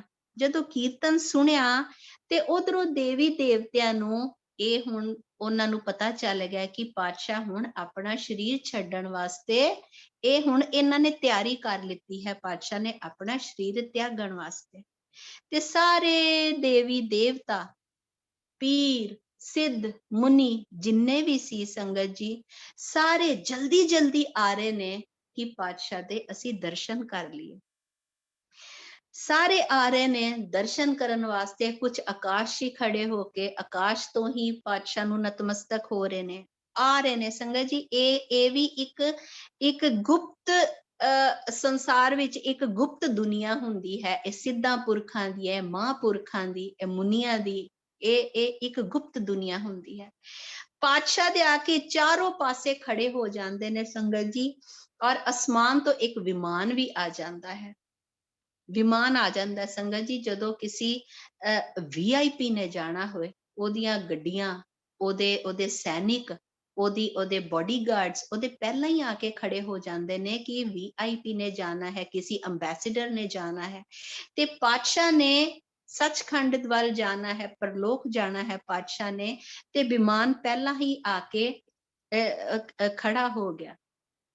ਤੇ ਸੰਗਤ ਜੀ ਸਾਰੇ ਇਕੱਠੇ ਹੋਏ ਨੇ। ਗੋਰਖਨਾਥ ਵੀ ਆਏ ਨੇ ਆਪਣੇ 84 ਸਿੱਧਾਂ ਨੂੰ ਲੈ ਕੇ। ਸਾਰੇ ਪੀਰ ਇਕੱਠੇ ਹੋਏ ਨੇ ਔਰ ਆਪਸ ਚ ਗੱਲਾਂ ਕਰਦੇ ਨੇ ਕਿ ਇਹੋ ਜਿਹਾ ਧੀਰਜ ਇੱਕ ਧਰਤੀ ਚ ਹੀ ਹੈ। ਇਹੋ ਜਿਹੇ ਅਜਰਤਾ ਇਹੀ ਜਰ ਸਕਦੇ ਨੇ। ਦੁਨੀਆ ਦੇ ਵਿੱਚ ਹੋਰ ਕੋਈ ਐਸਾ ਹੋਰ ਦੂਸਰਾ ਹੈ ਹੀ ਨਹੀਂ ਜੋ ਪਾਤਸ਼ਾਹ ਦੀ ਬਰਾਬਰੀ ਕਰ ਸਕੇ, ਜੋ ਇਹੋ ਜਿਹਾ ਜਰ ਸਕੇ। ਸਾਰੇ ਸਿੱਧ, ਪੀਰ, ਮੁਨੀ, ਦੇਵਤੇ, ਸਾਰੇ ਕੁਛ ਸਿੱਧ ਇੰਨੇ ਖੁਸ਼ ਵੀ ਹੁੰਦੇ ਨੇ ਕਿ ਪਾਤਸ਼ਾਹ ਨੇ ਹੁਣ ਸਾਡੇ ਪਾਸ ਆਣਾ ਹੈ। ਤੇ ਸੰਗਤ ਜੀ ਜਗਤ ਦੇ ਵਿੱਚ ਉਦੋਂ ਜਦੋਂ ਵਿਮਾਨ ਆਇਆ ਨਾ ਸੰਗਤ ਜੀ, ਉਦੋਂ ਉੱਥੇ ਜਦੋਂ ਵਿਮਾਨ ਆਇਆ ਤੇ ਬੜਾ ਪ੍ਰਕਾਸ਼ ਹੋ ਗਿਆ। ਪ੍ਰਕਾਸ਼ ਹੋ ਗਿਆ ਤੇ ਪਾਤਸ਼ਾਹ ਨੇ ਦੇਖਿਆ ਤੇ ਆਪਣੇ ਸਿੱਖਾਂ ਨੂੰ ਕਿਹਾ ਕਿ ਹੁਣ ਅਸੀਂ ਸਰੀਰ ਛੱਡਣਾ ਹੈ। ਤੇ ਪਾਤਸ਼ਾਹ ਉੱਥੇ ਲੇਟ ਜਾਂਦੇ ਨੇ ਔਰ ਉਹੀ ਚੱਦਰ ਆਪਣੇ ਉੱਪਰ ਪਾਤਸ਼ਾਹ ਲੈ ਲੈਂਦੇ ਨੇ। ਕੋਈ ਬਚਨ ਨਹੀਂ ਕਰਦੇ, ਸਿਰਫ ਇੱਕੋ ਆਵਾਜ਼ ਆ ਰਹੀ ਹੁੰਦੀ ਹੈ, ਵਾਹਿਗੁਰੂ ਵਾਹਿਗੁਰੂ ਵਾਹਿਗੁਰੂ ਵਾਹਿਗੁਰੂ ਵਾਹਿਗੁਰੂ। ਪੰਜੋ ਸਿੱਖ ਖੜੇ ਨੇ, ਹੱਥ ਜੋੜ ਕੇ ਖੜੇ ਨੇ, ਵਿਰਾਗ ਕਰ ਰਹੇ ਨੇ, ਕਿਉਂਕਿ ਉਹ ਫਿਰ ਪਾਤਸ਼ਾਹ ਨੂੰ ਦੁਬਾਰਾ ਦੇਖ ਨਹੀਂ ਪਾਣਗੇ, ਵਿਰਾਗ ਚ ਨੇ। ਤੇ ਪਾਤਸ਼ਾਹ ਆਪਣਾ ਸੰਗਤ ਜੀ ਸਰੀਰ ਛੱਡ ਦਿੰਦੇ ਨੇ। ਧੰਨ ਧੰਨ ਸ਼੍ਰੀ ਗੁਰੂ ਅਰਜਨ ਦੇਵ ਮਹਾਰਾਜ। सूरज किरण मिले जल का जल हुआ राम, ज्योति ज्योत रली संपूर्ण थिया राम। संगत जी ਸਾਰੇ ਜਦੋਂ ਪਾਤਸ਼ਾਹ ਸਰੀਰ ਛੱਡ ਦਿੰਦੇ ਨੇ, ਆਕਾਸ਼ ਲਾਲ ਹੋ ਜਾਂਦਾ ਹੈ। ਉਧਰ ਦੇਵੀ ਦੇਵਤੇ, ਜਿਸ ਤਰ੍ਹਾਂ ਸੰਗਤ ਜੀ ਅਸੀਂ ਦੇਖਦੇ ਆ ਨਾ, ਪਾਲਕੀ ਸਾਹਿਬ ਜਦੋਂ ਸਵੇਰੇ ਗੁਰਦੁਆਰੇ ਦਰਬਾਰ ਸਾਹਿਬ ਪਾਲਕੀ ਸਾਹਿਬ ਸੱਜ ਕੇ ਜਾਂਦੀ ਹੈ ਔਰ ਸਾਰੇ ਕੋਸ਼ਿਸ਼ ਕਰਦੇ ਨੇ ਕਿ ਪਾਲਕੀ ਸਾਹਿਬ ਨੂੰ ਸਾਡਾ ਹੱਥ ਲੱਗ ਜਾਏ, ਪਾਲਕੀ ਸਾਹਿਬ ਨੂੰ ਸਾਡਾ ਮੋਢਾ ਲੱਗ ਜਾਏ। ਉਸੇ ਤਰ੍ਹਾਂ ਦੇਵੀ ਦੇਵਤਿਆਂ 'ਚ ਹੋੜ ਲੱਗੀ ਹੁੰਦੀ ਹੈ ਕਿ ਪਾਤਸ਼ਾਹ ਦੇ ਵਿਮਾਨ ਨੂੰ ਸਾਡਾ ਮੋਢਾ ਲੱਗ ਜਾਏ, ਪਾਤਸ਼ਾਹ ਦੇ ਵਿਮਾਨ ਨੂੰ ਅਸੀਂ ਹੱਥ ਰੱਖ ਲਈਏ, ਪਾਤਸ਼ਾਹ ਦੇ ਵਿਮਾਨ ਨੂੰ ਅਸੀਂ ਛੂ ਲਈਏ, ਪਾਤਸ਼ਾਹ ਦਾ ਸੂਖਸ਼ਮ ਸ਼ਰੀਰ ਵਿਮਾਨ 'ਚ ਜਾ ਕੇ ਸਜ ਜਾਂਦਾ ਹੈ ਔਰ ਸਾਰੇ ਜੈ ਜੈਕਾਰ ਕਰ ਰਹੇ ਨੇ। ਸਾਰੇ ਦੇਵੀ ਦੇਵਤਿਆਂ ਫੁੱਲਾਂ ਦੀ ਵਰਖਾ ਕਰ ਰਹੇ ਨੇ ਪਾਤਸ਼ਾਹ ਦੇ ਉੱਤੇ ਔਰ ਉਹਨਾਂ ਦੇ ਅੱਗੇ। ਔਰ ਜਿਸ ਤਰ੍ਹਾਂ ਪਾਤਸ਼ਾਹ ਸ਼ਰੀਰ ਤਿਆਗਦੇ ਨੇ ਵਿਮਾਨ 'ਚ ਜਾ ਕੇ, ਉਹਨਾਂ ਦਾ ਸੂਖਸ਼ਮ ਸ਼ਰੀਰ ਬਿਰਾਜਮਾਨ ਹੁੰਦਾ ਹੈ। ਸੰਗਤ ਜੀ, ਦੇਵੀ ਦੇਵਤੇ ਨਗਾਰੇ ਵਜਾਉਂਦੇ ਨੇ, ਧੌਂਸੇ ਵਜਾਉਂਦੇ ਨੇ। ਸੰਗਤ ਜੀ, ਅਸੀਂ ਵੀ ਗੁਰਦੁਆਰੇ 'ਚ ਦੇਖਦੇ ਹਾਂ, ਹੁਣ ਜਦੋਂ ਪਾਤਸ਼ਾਹ ਦੀ ਸਵਾਰੀ ਜਾਂਦੀ ਹੈ, ਪਾਤਸ਼ਾਹ ਦੀ ਸਵਾਰੀ ਆਂਦੀ ਹੈ, ਤੇ ਉਦੋਂ ਨਗਾੜੇ ਵਜਾਏ ਜਾਂਦੇ ਨੇ। ਤੇ ਸੰਗਤ ਜੀ, ਉਦੋਂ ਸਾਰੇ ਦੇਵੀ ਦੇਵਤੇ ਨਗਾੜੇ ਵਜਾਉਂਦੇ ਨੇ, ਧੌਂਸੇ ਵਜਾਉਂਦੇ ਨੇ ਔਰ ਸਾਰੇ ਪੂਰੇ ਸੁਰਲੋਕ ਦੇ ਵਿੱਚ ਜੈ ਪਾਤਸ਼ਾਹ ਦੀ ਹੋ ਰਹੀ ਹੈ। ਕਈਆਂ 'ਚ ਬੜਾ ਚਾਅ ਹੈ ਕਿ ਹੁਣ ਪਾਤਸ਼ਾਹ ਸੱਚਖੰਡ 'ਚ ਆ ਰਹੇ ਨੇ। ਉਹਨਾਂ ਦੇ ਵਿਮਾਨ ਦੇ ਅੱਗੇ ਸੁਗੰਧੀ ਫੈਲਾਈ ਜਾ ਰਹੀ ਹੈ, ਸੁਗੰਧੀ ਸੁੱਟੀ ਜਾ ਰਹੀ ਹੈ। ਉਹਨਾਂ ਦੇ ਵਿਮਾਨ ਦੇ ਅੱਗੇ, ਪਾਤਸ਼ਾਹ ਦੇ ਵਿਮਾਨ ਦੇ ਅੱਗੇ ਧੂਫ ਅਗਰਬੱਤੀਆਂ ਕਰ ਰਹੇ ਨੇ, ਸੁਗੰਧੀਆਂ ਕਰ ਰਹੇ ਨੇ। ਉਹਨਾਂ ਨੂੰ ਪੂਰੇ ਆਦਰ ਸਤਕਾਰ ਮਾਣ ਨਾਲ ਲੈ ਕੇ ਜਾਇਆ ਜਾ ਰਿਹਾ ਹੈ। ਜਿਸ ਤਰ੍ਹਾਂ ਦੇਵੀ ਦੇਵਤੇ ਉਹਨਾਂ 'ਚ ਆਰਤੀ ਹੁੰਦੀ ਹੈ, ਪਾਤਸ਼ਾਹ ਦੀ ਆਰਤੀ ਉਤਾਰੀ ਜਾ ਰਹੀ ਹੈ। ਸਾਰੇ ਬੜੇ ਖੁਸ਼ ਹੁੰਦੇ ਨੇ। ਜਦੋਂ ਸੰਗਤ ਜੀ ਉਧਰ ਤੇ ਜੈ ਜੈਕਾਰ ਹੋ ਰਹੀ ਹੁੰਦੀ ਹੈ, ਪਰ ਧਰਤੀ ਤੇ ਹੈ ਸਭ ਜਗ ਪਇਓ। ਸਾਰੇ ਜਦੋਂ ਅਸਮਾਨ ਲਾਲ ਹੋ ਜਾਂਦਾ ਨਾ, ਸਾਰੇ ਕਹਿੰਦੇ ਹਾਏ ਕੀ ਹੋ ਗਿਆ, ਹੈ ਇਹ ਕੀ ਹੋ ਗਿਆ। ਉਹਨਾਂ 'ਚ ਹੈ ਇਹ ਕੀ ਹੋ ਗਿਆ, ਅਸਮਾਨ ਸਾਰਾ ਲਾਲ ਹੋ ਗਿਆ।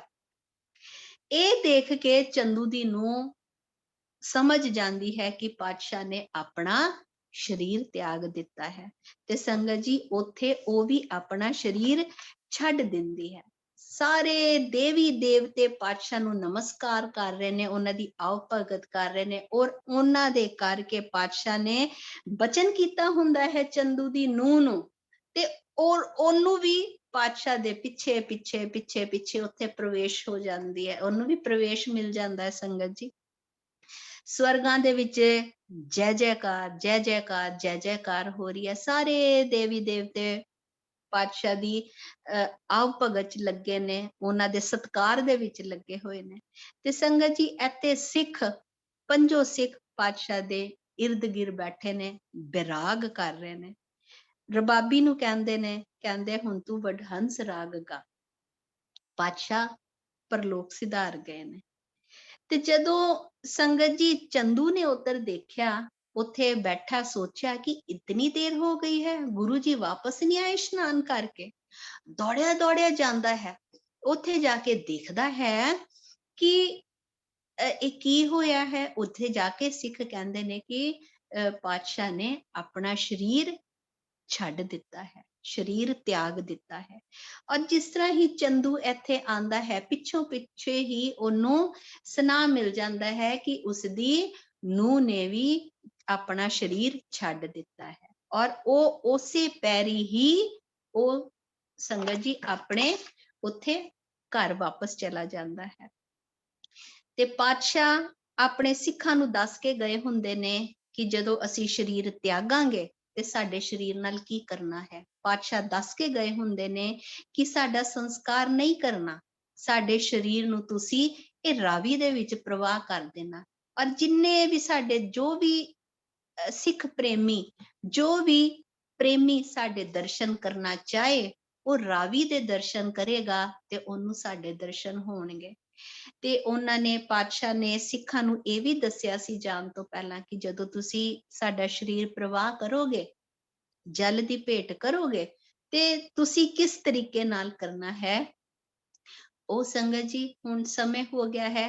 ਅਸੀਂ ਜਦੋਂ ਇਹ ਪਾਤਸ਼ਾਹ ਸ਼ਰੀਰ ਆਪਣਾ ਛੱਡ ਦਿੰਦੇ ਨੇ, ਤਿਆਗ ਦਿੰਦੇ ਨੇ, ਤੇ ਫਿਰ ਸੰਗਤਾਂ ਦੇ ਵਿੱਚ ਜੋ ਵਿਰਾਗ ਆਂਦਾ ਹੈ, ਔਰ ਜੋ ਫਿਰ ਜਿਸ ਤਰ੍ਹਾਂ ਪਾਤਸ਼ਾਹ ਦਾ ਸ਼ਰੀਰ ਜਲ ਭੇਟ ਹੁੰਦਾ ਹੈ, ਜਲ 'ਚ ਪ੍ਰਵਾਹ ਕਰਦੇ ਨੇ, ਉਹ ਸੰਗਤ ਜੀ ਅਸੀਂ ਫਿਰ ਅਗਲੇ ਸੈਟਰਡੇ ਕਰਾਂਗੇ। ਐਨੀ ਜੀ ਸੇਵਾ ਸੰਗਤ ਜੀ ਪ੍ਰਵਾਨ ਕਰਨਾ। ਆਓ, ਗਲਤੀਆਂ ਤੇ ਸੰਗਤ ਜੀ ਬਹੁਤ ਹੋ ਜਾਂਦੀਆਂ ਨੇ, ਨਦਾਨ ਸਮਝ ਕੇ ਮਾਫ ਕਰ ਦਿਆ ਕਰੋ। ਵਾਹਿਗੁਰੂ ते संगत जी आओ असी हुण मिल के ये शब्द बहुत बहुत बहुत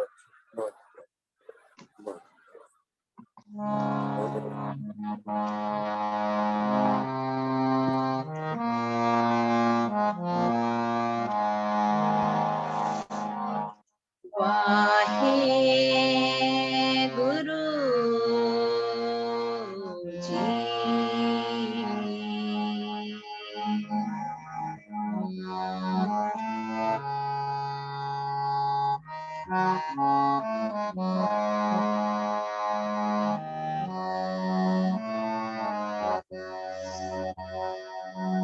हास्य जाए मिलना साथ संग रहना सो सुख अंक नमावे सो सुख अंक नमावे हास्य जाए मिलना हर्ष जाए मिलना साथ संग रहना सो सुख अंक नमावे सो सुख अंक नमावे हर्ष जाए मिलना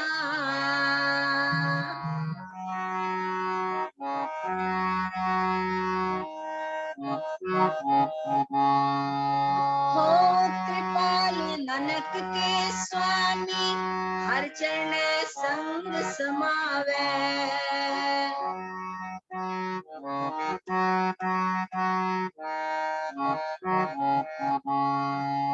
हो कृपाल नानक के स्वामी हर चरण संग समावे हर चरण संग समावे हर्ष जाए मिलना साथ संग रहना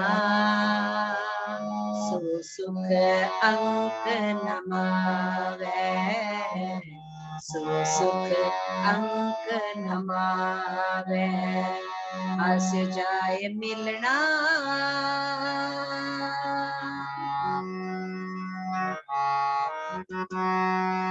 सास बिना जियो देहुरी सास बिना जियो देहुरी कत शोभा पावे सास बिना जियो देहुरी कत शोभा पावे हर हर दरस बिहुना साध जन खिन टिकन न आवे दरस बिहुना साध जन खिन टिकन न आवे हर्ष जाए मिलना साथ संग रहना सो सुख अंक नमावे सो सुख अंक नमावे हर्ष जाए मिलना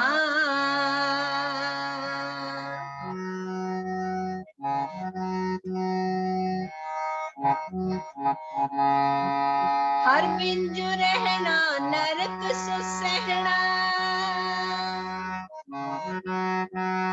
हर बिंजु रहना नरक सुसहना चरण कमल मन विद्या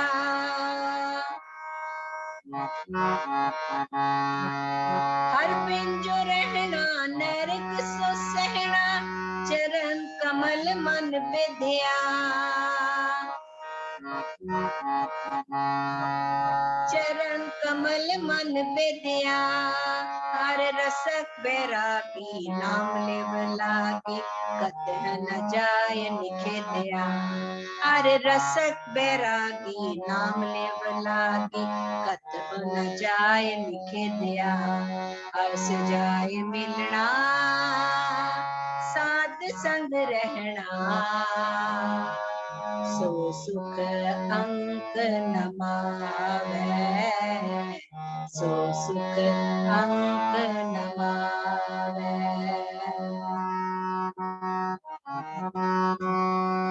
हो कृपा नानक के स्वामी हो कृपाल नानक के स्वामी हर चरण संग समावे हर चरण संग समावे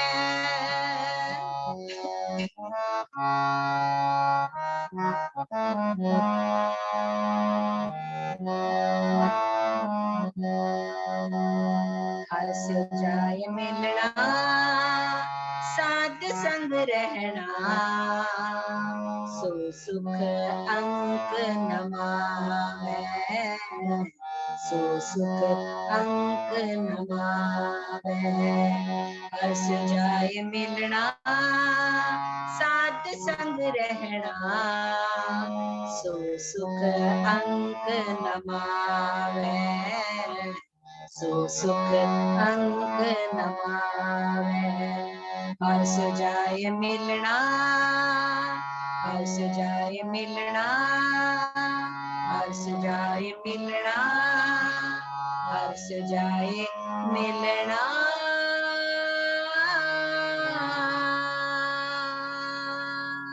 वाहिगुरु वाहिगुरु जी का खालसा वाहिगुरु जी की फतेह वाहिगुरु जी की फतेह जी फतेह जी बहुत बहुत धन्यवाद जी बहुत बहुत धन्यवाद बहुत बहुत